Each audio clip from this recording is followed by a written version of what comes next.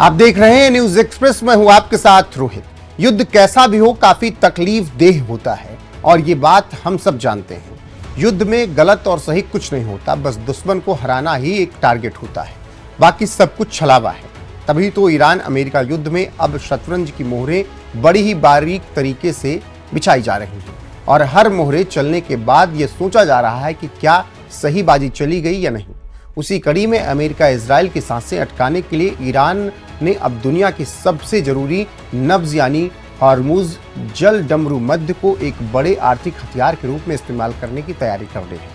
युद्ध के बीच अपनी पकड़ मजबूत करते हुए ईरान की संसद अब एक ऐसा कड़ा कानून लाई है जिसके तहत इस सकरे समुद्री रास्ते से गुजरने वाले हर विदेशी जहाज को भारी टैक्स और टोल चुकाना होगा। रिपोर्ट के मुताबिक अब हार्मुज से गुजरने वाले हर एक विदेशी जहाज को करीब 18 करोड़ रुपए का ट्रांजिट टोल चुकाना पड़ रहा है। यह सिर्फ एक टैक्स नहीं बल्कि पूरी दुनिया की नब्ज पर ईरान का सीधा प्रहार है। सोशल मीडिया पर एक खबर तेजी से इस वक्त वायरल हो रही है। दावा किया जा रहा है कि एक भारतीय तेल टैंकर ने स्ट्रेट ऑफ हार्मुज से गुजरने के लिए भुगतान चीनी मुद्रा युआन में किया है। अगर ये सच है तो ये सिर्फ एक ट्रांजैक्शन नहीं, ये एक ऐसा संकेत है जो वैश्विक आर्थिक ताकत के संतुलन को बदल सकता है। मध्य पूर्व में स्थित हॉर्मुज दुनिया के सबसे अहम समुद्री रास्तों में से एक है। दुनिया के करीब 20% तेल की सप्लाई यहीं से होती है। यानी अगर ये रास्ता रुक गया तो पूरी दुनिया की अर्थव्यवस्था हिल सकती है और अब इस रास्ते पर बैठा है ईरान। रिपोर्ट्स के मुताबिक ईरान ने साफ संकेत दिया है कि जो जहाज युआन में भुगतान करेगा उसे ही सुरक्षित रास्ता मिलेगा और इसके लिए करीब $20 लाख तक वसूले जा सकते हैं। यानी ये सिर्फ टोल टैक्स नहीं, ये सीधा हमला है उस सिस्टम पर जिसे दुनिया पेट्रो डॉलर सिस्टम के नाम से जानती है।